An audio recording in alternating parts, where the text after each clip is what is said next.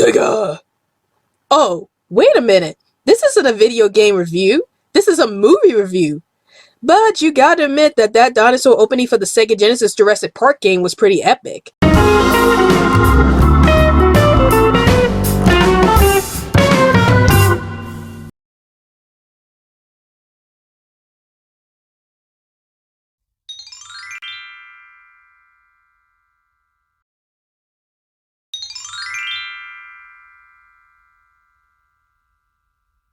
Caution!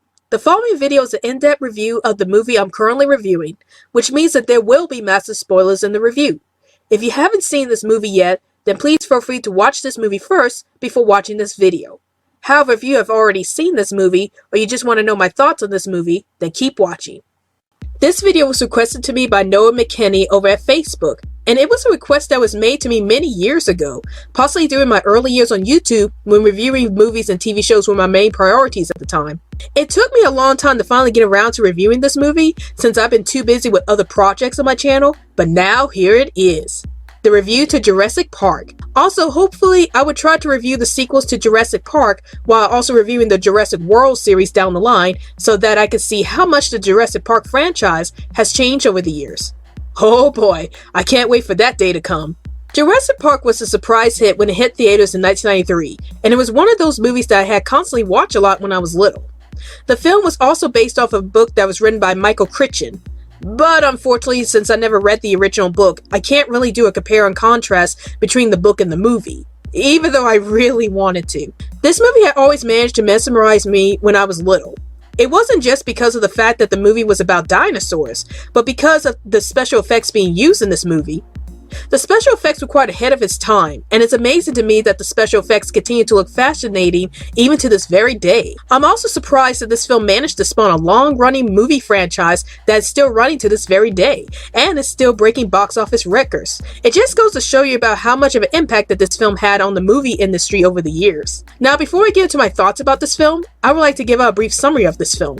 The film starts off with billionaire John Hammond approaching archaeologists Dr. Alan Grant and Dr. Ellie Sattler, and inviting them to check out his new tourist attraction called Jurassic Park, which is located on a remote island away from civilization. It turns out that the reason why John Hammond invited Grant and Ellie to his island was so he could show them that he and his team of scientists from his company Engine can clone dinosaurs and show them to the public through his tourist attraction Jurassic Park. Things seem to be going pretty well for the park until it turns out that Dennis Nedry, one of the workers from the park, decided to betray everyone by stealing the dinosaur embryos for a rival company and lock up the security system for the park to make sure that the dinosaurs wouldn't escape while he makes his getaway. This would then cause many problems for the remaining people on the island, as they are now stuck with a pack of dinosaurs that are rampaging throughout the island. Now, when I first got the request to do this movie, I will admit that I was a bit hesitant about reviewing this movie for two reasons. One of the reasons was that since this movie was such a huge cultural icon from the movie industry, I thought that I wouldn't be able to make a review that would do this film any justice.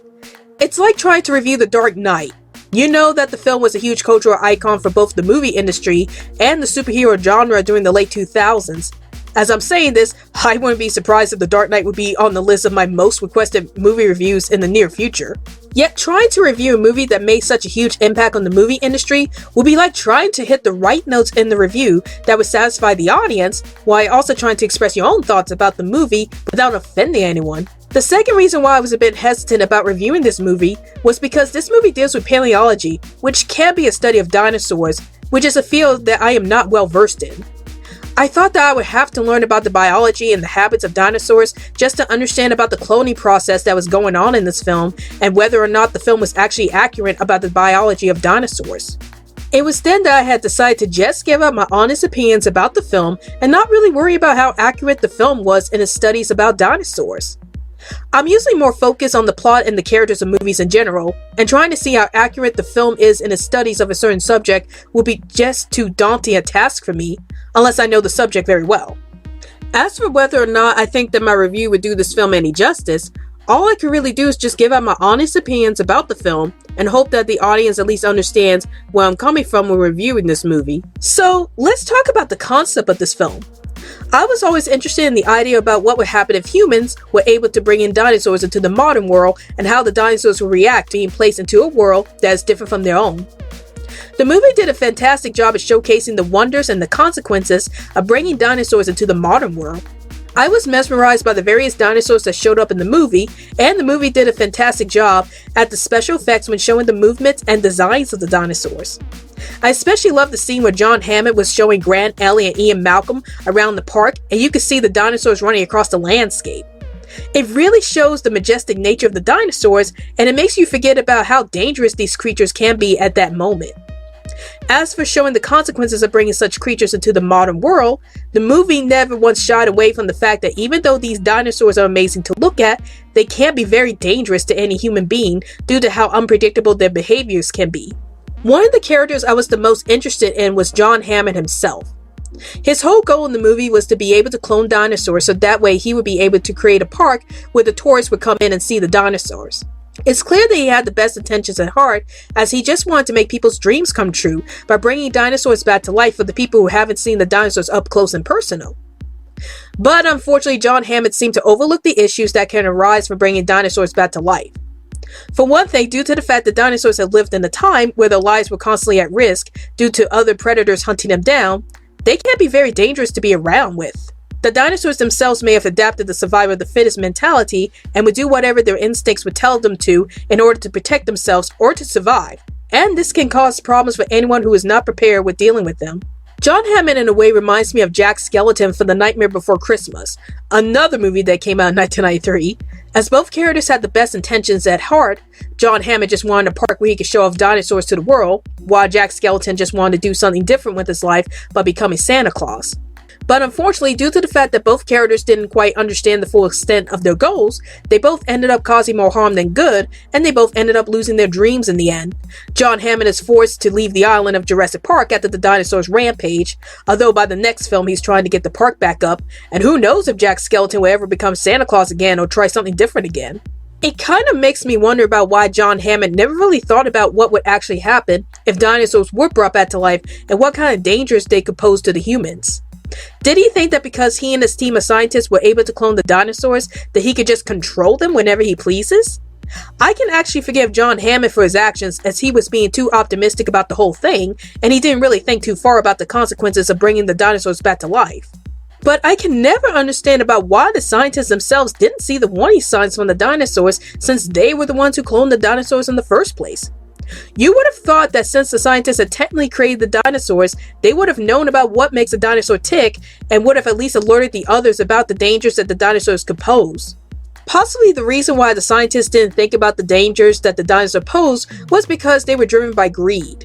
It seems to me that they wanted fame and fortune for being able to make perfect clones of the dinosaurs, while not thinking about whether or not it was the right thing to do. Dr. Ian Malcolm, Jeff Goldblum's character, brilliantly summed up the scientists' actions in the film in one of my most favorite quotes from the film. "Your scientists were so preoccupied with whether or not they could that they didn't stop to think if they should." Speaking of the scientists, I often have to question about the security surrounding the island. It's been mentioned several times throughout the movie that the security around Jurassic Park is pretty poor, as there is no security personnel whatsoever and the computer system is often faulty.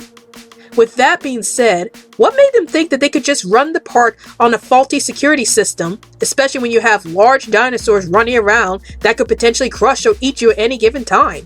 It seems that the people running the park were so quick to make Jurassic Park into a success that they all just ignore the dangers that the dinosaurs pose if the dinosaurs are allowed to roam around the park without any restrictions.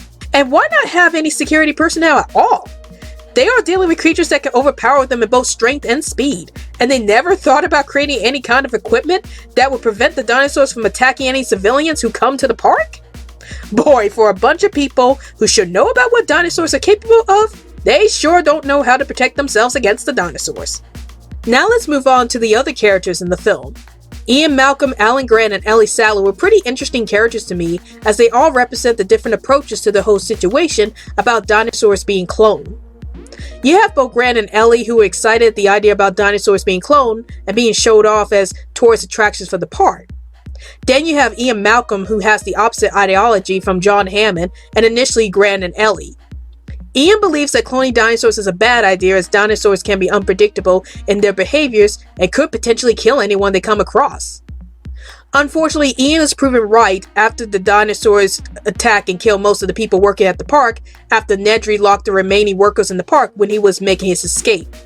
This in turn causes both Ellie and Grant to quickly change their minds about dinosaurs being cloned, and they even started putting down John Hammond for his brash decision in cloning dinosaurs without considering the consequences. Regarding Ellie and Grant, while I felt that their character developments were interesting, I felt that they were flat characters compared to Ian Malcolm. We don't know much about either Ellie or Grant, except that Grant initially hated kids, and that they potentially have feelings for each other, although that was never really elaborated on in the film. Heck, we don't really know that much about Ian Malcolm either. But I always liked Ian's snarky attitude and how he was the first person to notice that something was wrong with John Hammond's idea. As for Grant, I do like the fact that his character development involves being a much more heroic character, as he started out the film being a grouch, especially towards children. But when he meets up with Lex and Tim, John Hammond's grandkids, and he ends up protecting them from the dinosaurs, he starts maturing as a character as we see him start a bond with the kids, and learn to be more accepting of children. There's not much to say about Ellie since she still remains this optimistic character throughout the whole film. The only change that I saw with Ellie throughout the film was that she too begins to see the dangers of bringing dinosaurs back to life, and she became a much more proactive character over the course of the film. And now, I want to talk briefly about the kid characters of the film, Lex and Tim. They don't seem to have a major role in the film other than being the ones that Grant has to protect during the dinosaurs' rampage. However, they were responsible for making Grant into a much softer character in the film, as Grant at the beginning didn't like kids, but had started to warm up to Lex and Tim during the adventures. I have also heard some complaints about how Lex and Tim would make a lot of stupid decisions when confronting the dinosaurs, such as Lex automatically screaming when the T-Rex was approaching them, or Tim climbing an electrical fence when the fence could be turned on at any second. Personally, I can understand why Lex and Tim made these decisions, because they are young kids who are forcibly thrown into a dangerous situation that they have no experience in dealing with. So it's quite natural that they, and even some of the adults in the film, would freak out when they are dealing with creatures that they have no knowledge of to speak. I know it seems like I'm bashing this movie for the questionable decisions that each of the characters made, but that's not it at all. This is actually the whole point of the movie.